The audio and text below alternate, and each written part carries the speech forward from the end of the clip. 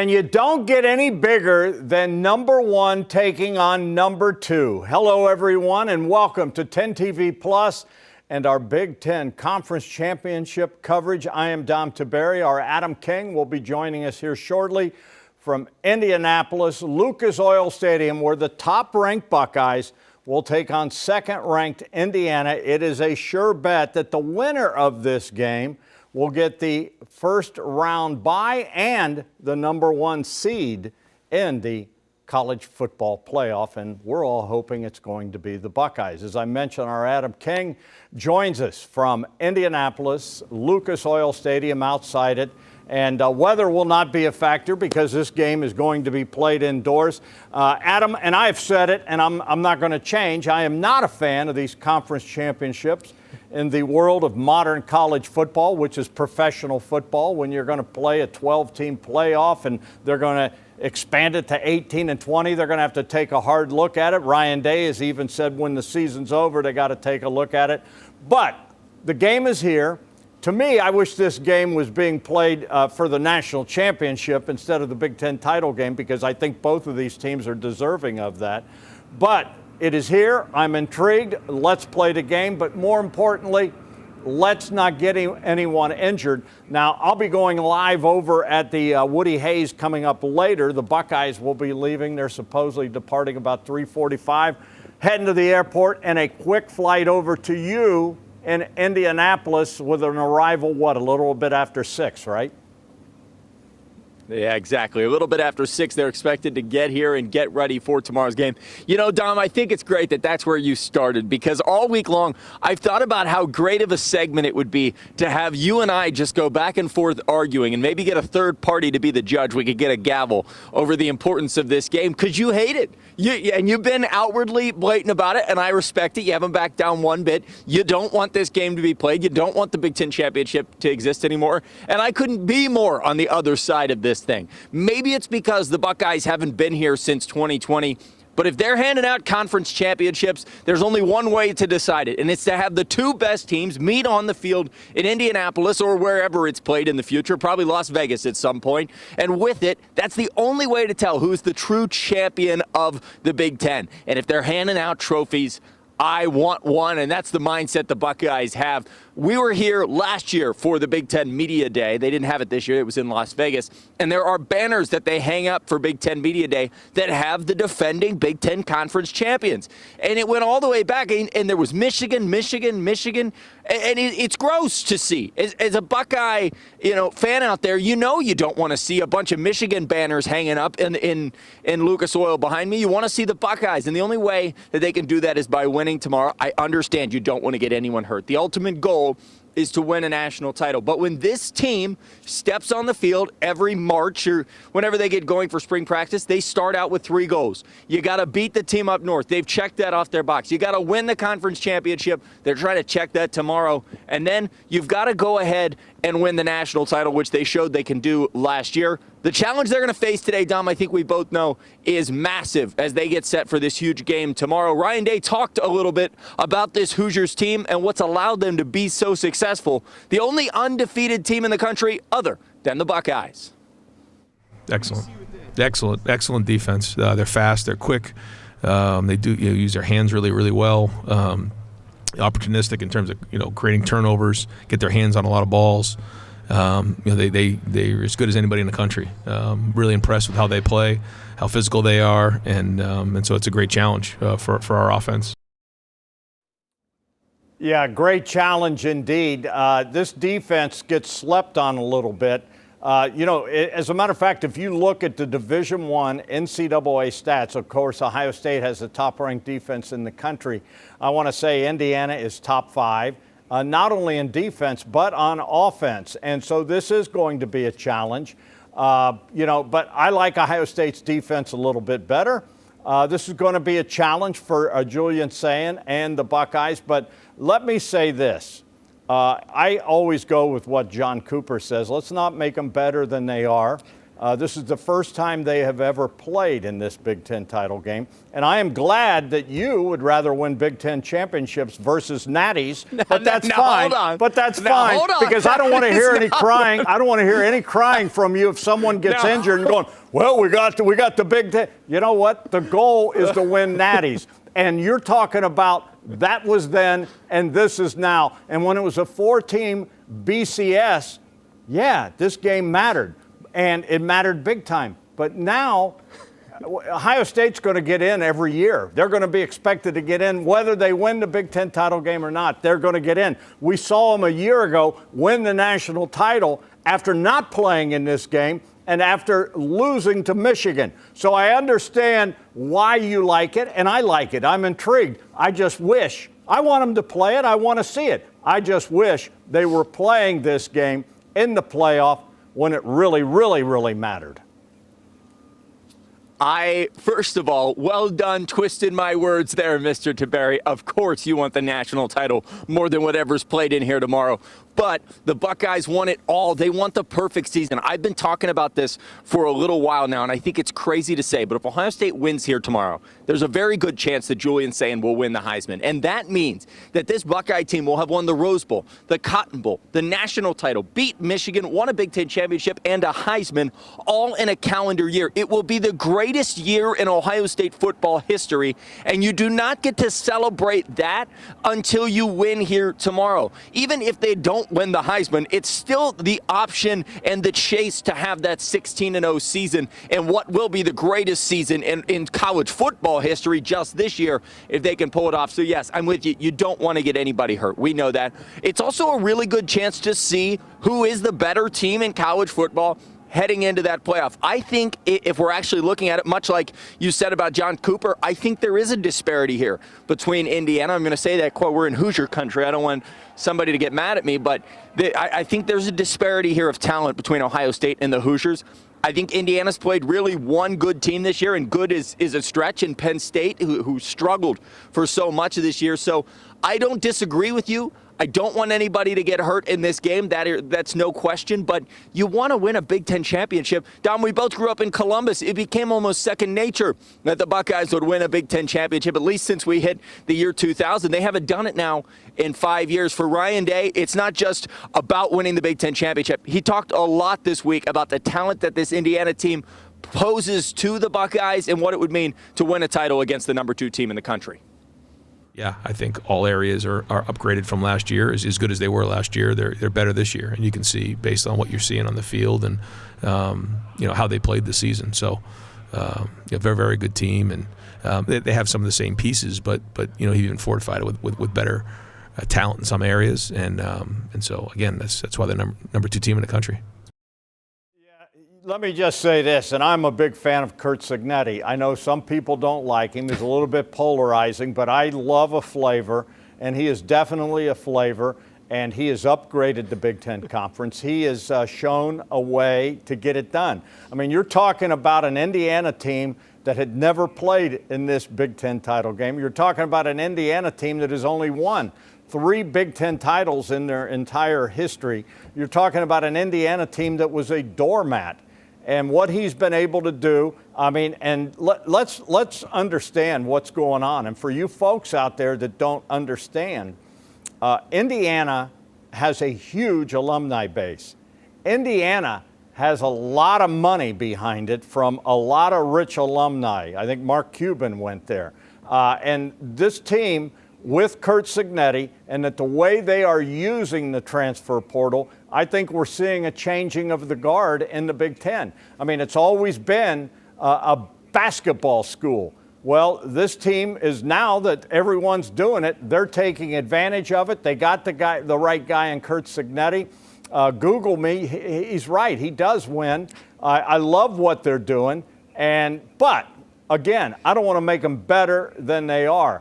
If you're asking me, do I want Fernando Mendoza or Julian Sayin? I'm taking Julian Sayin. Do I want their backs versus Bo Jackson?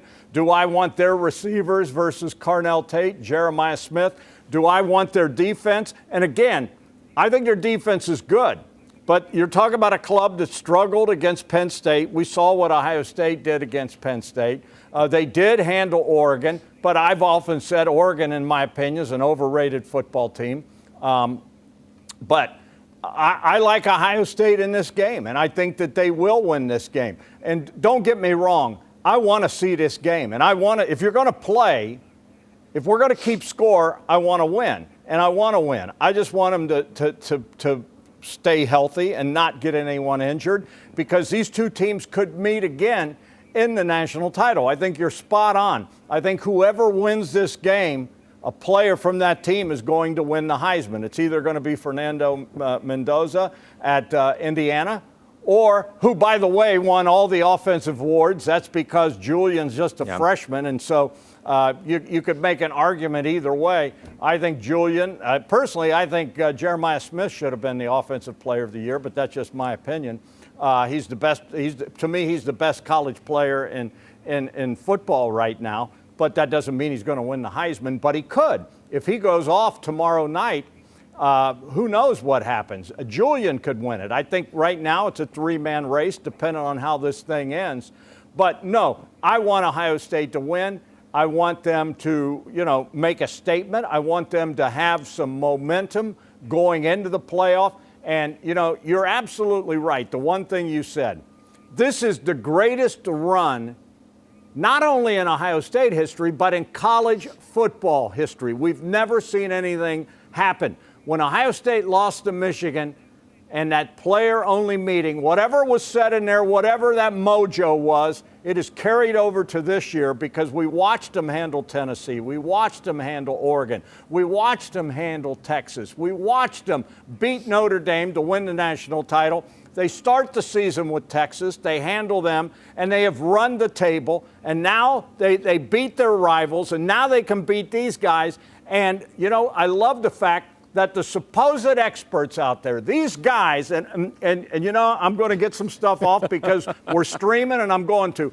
These same people that say Ohio State has played no one, these same people that say Ohio State is overrated, these same people that say Ohio State has not been tested are the same people we listen to, and they told us that Ohio State was the third best team in the country at the start of the season, behind Texas and behind Penn State. Where's Penn State? We listened that Arch Manning was going to win the Heisman, greatest quarterback in the history of football. These are the same people that are now saying Ohio State's untested. I don't listen to those people anymore. And much the same, I don't listen to that guy that works for Fox that talks about his nonsense. Bottom line is this. I think Ohio State's going to win this game, and I think they're going to have momentum going in. And I love the fact that from day one, Adam, from day one, Ryan Day went right out there. And I remember when I said something to Urban Meyer about it last winter after they won the national title, that he said he wants to run it back. He wants to be the first team in the history of Ohio State to win back-to-back national titles. And Urban smirked and said, okay, and he didn't have any comment. Well, you know what? This guy has backed it up. The routine is routine. He has a method to his madness. Everything he does is calculated, and I really do believe they are going to run it back. And you think about the great coaches they've had at Ohio State, and Woody Hayes, Jim Tressel, Urban Meyer, all national championship winning coaches. And Ryan Day is, 4 wins away from being the first coach in the history of Ohio State to win back-to-back national titles and the first team to win back-to-back titles. They got to go out and do it now. Well, you're exactly right. I mean, he said it almost immediately when it came to the fact that he wanted to join the ranks of Woody Hayes as a coach to win another national title at Ohio State, but no coach has ever won back-to-back, and I loved that confidence immediately when they came out of that season. And you're right, they have backed it up here. Getting back to this actual game, I think it's interesting, jumping off one of your points way back when, is that Ohio State, when you line them up against Indiana this year, I think they win at just about every position. I know we can argue Julian Sayin versus Mendoza all day long. If you want to call that a draw, we can call it a draw. They'll be the two finalists for the Heisman. But when you look at running back, Bo Jackson is so much better than Indiana's running back. The Hoosiers have arguably the second best receiver duo in the entire country, but it is still nowhere near what you see from this Buckeye team in Jeremiah Smith and, of course, Carnell Tate. And then this Ohio State offensive line. They have proven time and time again They are the most underrated unit in this entire team. They get so much disrespect across the country. People talk about Ohio State running the football and how they've struggled. Ohio State is dominated with the run, especially we just saw them up in Ann Arbor dominating. So with that, I think they win the edge there. And then you go to the defensive side of the ball. You're talking about the Big Ten Player of the Year at every position. I can't remember a time that that's ever happened. You're starting with Caleb Downs. We know he's the best player in college football on defense, but he arguably might be just right there close by with Arvell Reese, the best linebacker in college football. And then a man that does not get enough credit, Caden McDonald. He is going to be the X factor in this game tomorrow. Circle him, star him. He's going to shut down this Indiana run game. I can't wait to see it. He earned Lineman of the Year. It was an honor for him. But for McDonald, he talked a lot this week about how it is not about awards. It is not about any of that. This team is still incredibly hungry, even with the win over Michigan, even though they won a national title last year. This team, it's a mantra we heard last season. Job's not finished. I don't even know. I'm just so thankful, just for the opportunity to play for the Ohio State University, being the number one team in the country, going to Indy Saturday and having a chance to go repeat. That's my biggest concern right now.